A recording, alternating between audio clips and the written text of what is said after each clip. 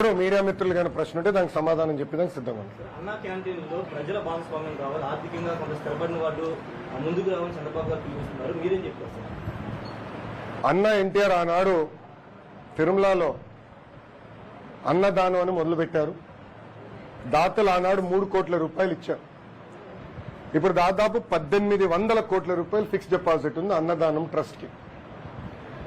దాని ద్వారా ప్రభుత్వాలు మారినా అక్కడ భక్తులు వెళ్తే 3 పూట్ల హాయిగా భోంచేసే, ఉచితంగా భోంచేసే హక్కు వాళ్ళు కల్పిస్తున్నారు. అదేవిధంగా ఎందుకంటే ప్రభుత్వాలు మారినప్పుడు మనం చూసాం, వేరే ప్రభుత్వం పొరపాటున వస్తే ఏం చేశారో మనం అందరం చూసాం. అది జరగకుండా పర్మనెంట్ గా అన్న క్యాంటీన్ అనేది నడవాలి. దానికి ప్రత్యేకంగా ట్రస్ట్ ఏర్పాటు చేద్దాం. ఎవరు దాతలు వచ్చి వాళ్ళు డబ్బులు ఇస్తే బాగుంటుందని గౌరవ ముఖ్యమంత్రి గారు ఇప్పటికీ పిలిపిచ్చారు. దాంట్లో భాగంగా ఒక కుటుంబం ఇప్పటికే 5 కోట్లు 6 కోట్ల రూపాయలు ఇచ్చారు. నెలకి 1 కోటి రూపాయలు ఇస్తున్నారు. మా తల్లి భువనేశ్వరమ్మ కూడా మొన్న గౌరవ మున్సిపల్ అడ్మినిస్ట్రేషన్ శాఖ మార్చులు నారాయణ గారికి 1 కోటి రూపాయలు చెక్ కూడా ఇస్తాం జరిగింది. ఇట్లా అందరూ ముందలు రావాలి. ఇదొక పవిత్రమైన బాధ్యత మంది. ఆకలి లేని ఆంధ్ర రాష్ట్రం తీర్చిదిద్దాల్సిన బాధ్యత మనందరి పైన ఉంది. కలిసికట్టుగా మనం అది సాధించగలుగుతాం. ప్రభుత్వ ఆలోచన ఒకటే, ఒక ట్రస్ట్ ఏర్పాటు చేయాలి, ఫిక్స్డ్ డిపాజిట్ ఉండాలి. ప్రభుత్వాలు పొరపాటున మారినా ఎట్టి పరిస్థితుల్లో అన్నా క్యాంటీన్ అనేది ఆగకూడదు. ఆ లక్ష్యంతో ముందు చూపుతో చంద్రబాబు నాయుడు గారు పిలిపించారు. మీరు విద్యాశాఖ మంత్రిగా ఉన్నారు. మీ యొక్క నియోజకవర్గంలో ప్రభుత్వానికి సంబంధించిన డిగ్రీ కాలేజీలు కానీ పాలిటెక్నిక్ కాలేజీలు కానీ 6th to 10th క్లాస్ సంబంధించి ప్రభుత్వం ఒక్క కాలేజీ కూడా లేవు. సో వాటిని ఏర్పాటు చేసే అవకాశాలు ఉన్నాయా? అమ్మా, ముందల ఇప్పుడు ఉన్న స్కూల్స్ కాలేజెస్ ని బలోపేతం చేసే బాధ్యత నేను తీసుకుంటున్నా. ఎందుకంటే ఇప్పుడు ఆంధ్ర రాష్ట్రంలో చూస్తే ప్రభుత్వ డిగ్రీ కళాశాలలో అడ్మిషన్స్ 50% మాత్రమే ఉంది. సో అడ్మిషన్స్ పెంచాల్సిన బాధ్యత ఒక విద్యాశాఖ మంత్రిగా నా పైన ఉంది. అదేవిధంగా స్కూల్స్ వచ్చేగల ఈ ప్రభుత్వం చేతగానితనం వల్ల గత 2 సంవత్సరాల్లో 2 లక్షల మంది విద్యార్థులు తగ్గిపోయారు ప్రభుత్వ పాఠశాలలు. లోవెస్ట్ ఎవర్కి వచ్చేసాం. గత 10 సంవత్సరాల్లో లోవెస్ట్ ఎవర్కి వచ్చేసాం. సో నాణ్యమైన విద్య అందించాల్సిన బాధ్యత ప్రభుత్వం పైన ఉంది. దానికి టెక్నాలజీతో జోడించి కూడా చేయాలన్న లక్ష్యంతో మేము పనిచేస్తున్నాం. ప్రభుత్వంలో కూడా చాలా క్లియర్గా ఈ ఎంఈఓస్ ఉపాధ్యాయులు టీచింగ్ అవుట్కమ్స్ పైన ఫోకస్ చేయాలి. ప్రైవేట్ రంగంతో పోటీ పడాలని నేను చాలా స్పష్టంగా చెప్పా. ఇన్ఫ్రాస్ట్రక్చర్ మెయింటెనెన్స్ అంతా కూడా ఎస్టేట్ మేనేజర్ అనే పేరుతో మనం కోఆర్డినేట్ చేయాలని ఇప్పటికీ నిర్ణయించుకున్నాం. సో నేను మంత్రి ఇంకా 100 రోజులు కూడా అవ్వలేదు. ఇంకా నాకు సబ్జెక్ట్ మీద గ్రిప్ రావాల్సిన చాలా అవసరం ఉంది. ఎందుకంటే కేజీ నుంచి పీజీ స్కిల్ డెవలప్మెంట్ కూడా నాకు కింద ఉంది కనుక నేను మొత్తం ఇప్పుడు సమీక్షలు చేస్తున్నాను. కొంచెం విద్యా వ్యవస్థని సెట్ చేయాల్సిన బాధ్యత నా పైన ఉంది. తూచా తప్పకుండా నేను చేస్తాను. జగన్ ఎక్కడ మీటింగ్ పెట్టినా ఎక్కడ మాట్లాడినా ముందు మీ శాఖకు సంబంధించి తల్లికి వందనం గురించి మాట్లాడుతున్నారు. 15,000 ఎంతమంది అంతమందికి ఇస్తామని విమర్శలు చేస్తున్నారు. దాని గురించి ఆల్రెడీ అసెంబ్లీలో క్లారిటీ ఇచ్చారు. అయినా కానీ వాళ్ళు విమర్శలు చేయడం ఎలా చూస్తారు? జగన్మోహన్ రెడ్డి గారు సైకో అనుకున్న ఇన్నాళ్ళు, ఇప్పుడు ఫేక్ కూడా. అంటే ఒక అబద్దాన్ని 10 సార్లు చెప్తే నిజమవుతుందని సామెత ఉంది. అట్లా చెప్తా ఉంటారు అబద్దాలు. అందుకే ఫేక్ జగన్ అని ముద్దుగా పేరు పెట్టిన. మీరు చూస్తే మన ఎన్డీఏ ప్రభుత్వం వచ్చిన తర్వాత రోజుకు ఒక అబద్దం వాళ్ళు చెప్తారు. ఒక ఉదాహరణ, అంబేద్కర్ గారి విగ్రహం దగ్గర అక్కడ ఏమైంది? అంబేద్కర్ గారి పేరు కన్నా జగన్మోహన్ రెడ్డి గారి పేరు పెద్దగా ఉంది. బాధపడిన కొంతమంది దళిత యువకులు వెళ్ళి అది పీకేశారు. ఏం పీకేశారు? జగన్మోహన్ రెడ్డి గారు పేరు పీకేశారు. తొలగించింది జగన్మోహన్ రెడ్డి గారి పేరు, ఇంకేం చేయలేదు వాళ్ళు. ఒక ఇటుక ఎరగలేదు, అక్కడ ఒక చెట్టుకి ఎలాంటి ఇబ్బంది లేదు. కానీ ఇప్పుడు అది పెద్ద గోల్ చేస్తున్నారు. ఏదో అయిపోయింది. ఈ స్వభావంగా అడుగుతున్న వాళ్ళందరినీ. విదేశీ విద్య అంబేద్కర్ గారి పేరు పెట్టింది ఆనాటి ప్రభుత్వం, తెలుగుదేశం ప్రభుత్వం. మళ్ళీ అంబేద్కర్ గారి పేరు తీసి జగన్మోహన్ రెడ్డి గారి పేరు పెట్టింది ఎవరు? జగన్మోహన్ రెడ్డి గారి ప్రభుత్వం. దానికి సమాధానం చెప్పండి. అందుకే ముద్దుగా ఫేక్ జగన్ అని పెట్టిన. అబద్దాలు చెప్తానే ఉంటాడు. 2019 అబద్దాలు చెప్పే ముఖ్యమంత్రి ప్రతిపక్షానికి వచ్చిన తర్వాత కూడా, పులివెందుల ఎమ్మెల్యే అయిన తర్వాత కూడా అబద్దాలు ఈరోజు చెప్తున్నారు. ఆల్రెడీ సెర్చ్ కమిటీ ఏర్పాటు చేయాలి. త్వరలోనే శాశ్వత వీసీలు ఏర్పాటు చేస్తాం. సెర్చ్ కమిటీ రావాలి, కూర్చోవాలి, అప్లికెంట్స్ కూడా అప్లై చేయాలి. ఆ ప్రక్రియను మొత్తం త్వరగానే పూర్తి చేస్తాం. మీ ఇంటి మీద దాడికి వచ్చిన జోగి రమేష్ తనయుడిని అరెస్ట్ చేస్తే కూటమి ప్రభుత్వం పాలన మీద కంటే కక్ష సాధింపులు చేయడానికి ప్రాధాన్యత ఇస్తుందంటే ఆయన మన కామెంట్ చేశారు. రెడ్ బుక్ లో నేను ఏం చెప్పా, రెడ్ బుక్ గురించి నేను చాలా క్లారిటీ ఇవ్వాలనుకుంటున్నాను ఈరోజు. నా ప్రతి స్పీచ్ చూడండి, ఎవరైతే చట్టాలు ఉల్లంఘించి కార్యకర్తల్ని ప్రజల్ని ఇబ్బంది పెట్టారో వాళ్ళని నేను వదిలిపెట్టాను అని స్పష్టంగా హామీ ఇచ్చా. మళ్ళీ రిపీట్ చేస్తున్నా, చట్టాలు ఉల్లంఘించిన వాళ్ళు. ఓకే, జోగి రమేష్ గారు అబ్బాయి ఏం చేశాడో ప్రజలు తెలుసుకోవాలి. అగ్రిగోల్డ్ భూమి పత్రాలు తీసుకుని ఫేక్ పత్రాలు సృష్టించి అతని పేరుపై ట్రాన్స్ఫర్ చేసుకుని అమ్మేశాడు. అగ్రిగోల్డ్ బాధితులు చాలా మంది ఇప్పటికీ ఇబ్బంది పడుతున్నారు, వాళ్ళకి రావాల్సిన డబ్బులు ఇంకా చాలా ఉన్నాయి. అగ్రిగోల్డ్ భూములపైన ఫేక్ పత్రాలు సృష్టించి అమ్మేశాడు, డబ్బులు సంపాదించాడు. అంటే యాక్షన్ తీసుకోకూడదా తెలుగుదేశం, జనసేన, భారతీయ జనతా పార్టీ ప్రభుత్వం? రేపు లిక్కర్లో కూడా యాక్షన్ తీసుకుంటాం, ఇసుక దండాల్లో కూడా యాక్షన్ తీసుకుంటాం. అంటే అడ్డగోలుగా ప్రజల భూమి దోచేసినా మేమేం పట్టించుకోకూడదా? మేము ఆనాడు హామీ ఇచ్చా, ఊరూరు మాట్లాడా ఎర్ర బుక్ గురించి. ప్రజలకి నేను హామీ ఇచ్చా, ఎవరైతే చట్టాన్ని ఉల్లంఘించారో వాళ్ళని నేను వదిలిపెట్టే ప్రసక్తే ఉండదు అని నేను ఊరూరు మాట్లాడాను స్వామి. ఎర్ర బుక్ పట్టుకుని తిరిగా చూపించా ప్రజలకి. అందుకే ప్రజలు మాకు అంత అద్భుతమైన మ్యాండేట్ ఇచ్చారు. దాని ఒక్కోళ్ళే కాదు, అందరం కలిసికట్టుగా పోరాడడం, దాంట్లో భాగంగా రెడ్ బుక్ ఒక మ్యాండేట్ మాకు. నేను ఊరూరు చూపించా రెడ్ బుక్. నేను ప్రతి పబ్లిక్ మీటింగ్ లో చూపించా. నిన్న ప్రతి నియోజకవర్గంలో మేము గెలిచాం. సో ప్రజలు మాకు అంత క్లియర్ మ్యాండేట్ ఇచ్చారు. సో ప్రజలు కూడా చాలా క్లియర్ గా ఉన్నారు, ఎవరైతే తప్పు చేశారో వాళ్ళని వదిలిపెట్టొద్దని క్లియర్ గా చెప్తున్నారు. అది అమలు చేస్తాం. సార్, మంగళగిరి అంటేనే లక్ష్మీనారాయణ స్వామి గుడి, లక్ష్మీనారాయణ అంటే మంగళగిరి. అలాంటి గుడిలో ఉదయం పూట ఉచిత ప్రసాదం దొరకట్లేదని చెప్పి భక్తులకి ఎన్నో ఫిర్యాదులు వచ్చినాయి. అలానే మెట్ల మార్గం కానీ, పెద్ద కోనేరు కానీ, ఈ పనులన్నీ అలానే ఉండిపోయినాయి. సో వాటి మీద ఏదైనా పరిశీలన చేసే అవకాశం ఉందా? మీ అందరూ తెలుసు, ఎన్నికల ముందల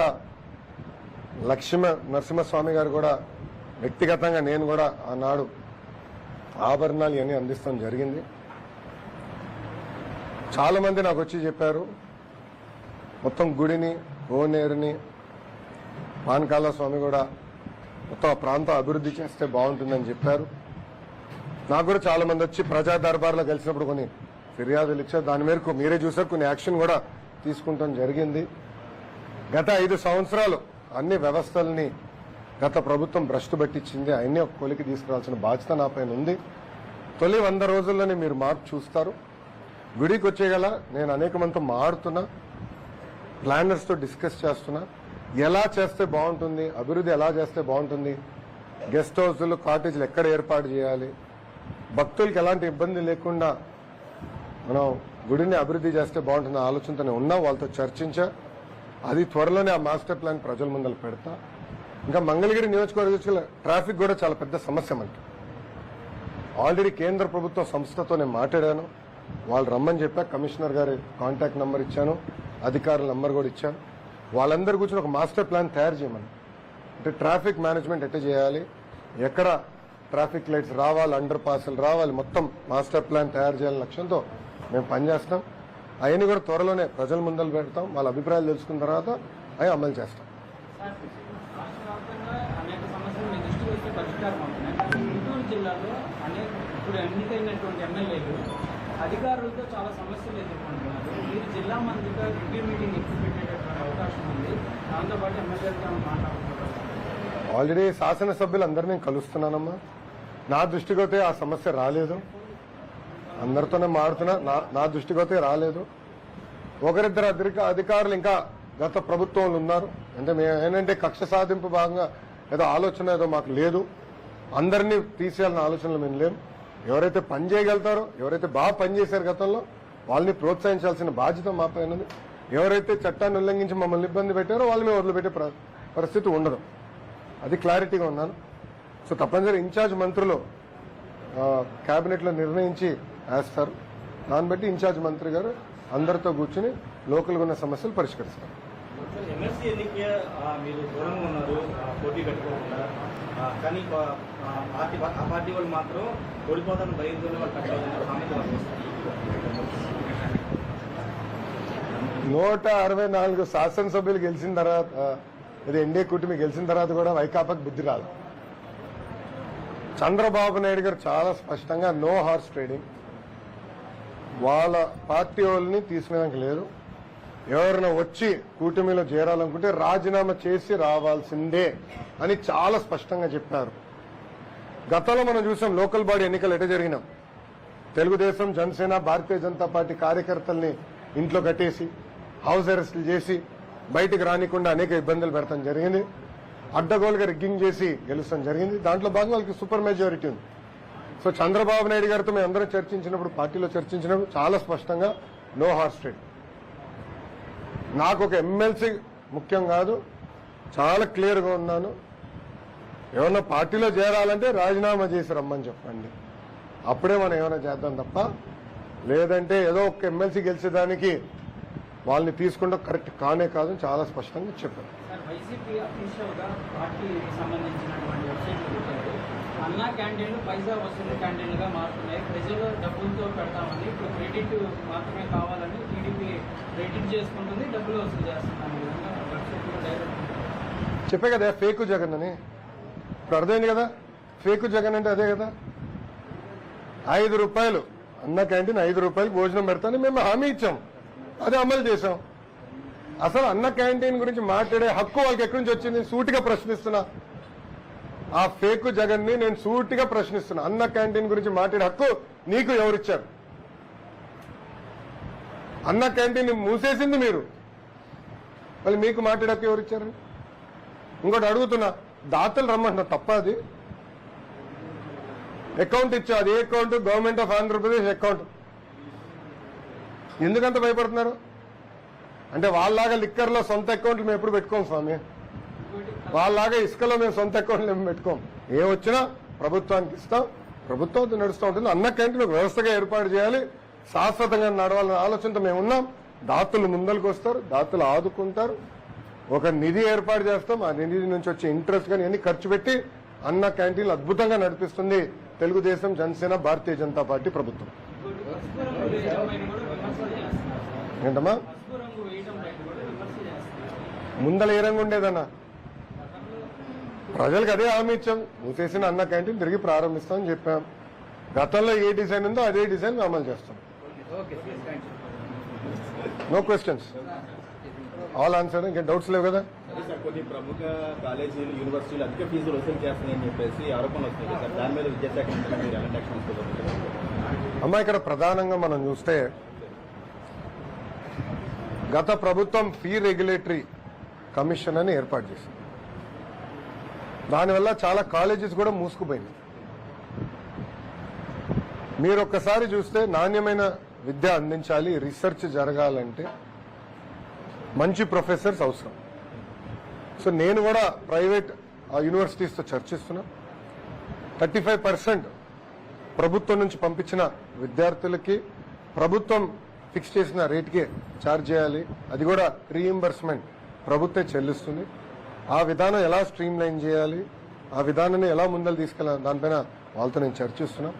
గత ప్రభుత్వం దాదాపు 2150 కోట్లు, 2200 కోట్లు సుమారుగా ఫీ రీయింబర్స్మెంట్ బకాయిలు పెట్టిపోయింది. సో ఇప్పుడు చాలా మంది విద్యార్థులు ఇబ్బంది పడుతున్నారు. ముఖ్యమంత్రి గారితో త్వరలోనే మాకు రివ్యూ మీటింగ్ ఉంటుంది, దాంట్లో చర్చిస్తున్నాం. పాత ఫీ రీయింబర్స్మెంట్ విధానం తీసుకొద్దాం అనేది మా లక్ష్యం. సో తల్లిదండ్రులకి, పిల్లలకి ఎలాంటి ఇబ్బంది లేకుండా డైరెక్ట్ గా ప్రభుత్వం ఈ కాలేజ్ యజమాని అకౌంట్లో డబ్బులు వేస్తాం. సో పిల్లలకి ఎలాంటి ఇబ్బంది ఉండదు, వాళ్ళు ఆగెళ్ళి చదువుకోవచ్చు. ఒక నెల అటు ఇటు లేట్ అవుతే అది ప్రభుత్వం బాధ్యత తీసుకుంటుంది. తల్లిదండ్రులకి, పిల్లలకి ఎలాంటి ఇబ్బంది లేకుండా చేయాలనేది మా లక్ష్యం.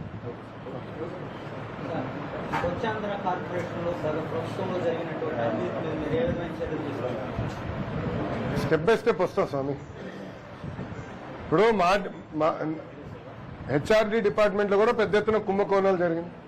స్కూల్ కిట్ కొనుగోలులో కుంభకోణం జరిగిందని గౌరవ శాసనసభ్యులే శాసన సభ సాక్షిగా, శాసన మండలి సభ్యులు శాసన మండలి సాక్షిగా నన్ను ప్రశ్నించారు. దానిపైన నేను కమిటీ కూడా వేస్తానని హామీ ఇస్తాను జరిగింది. సో గత ప్రభుత్వంలో ఏ డిపార్ట్మెంట్లో చూసినా కుంభకోణం జరిగింది. అవన్నీ ఒక్కొక్కటి సిస్టమేటిక్గా బయట పెడతాం, ప్రజల ముందలు పెడతాం. తప్పనిసరిగా గతంలో నేను ఇచ్చిన హామీ మేరకు వాళ్ళపైన మేము యాక్షన్ తీసుకుంటాము. థ్యాంక్ యూ అమ్మా. జై హింద్. ఇంకా నిమిషాలు గుడ్. ప్రశ్నించే స్వేచ్ఛ వచ్చింది మీడియా వాళ్ళకి. కరెక్ట్గా చెప్తున్నా కదా. థ్యాంక్ యూ అమ్మా. ఉంటా. Thank you.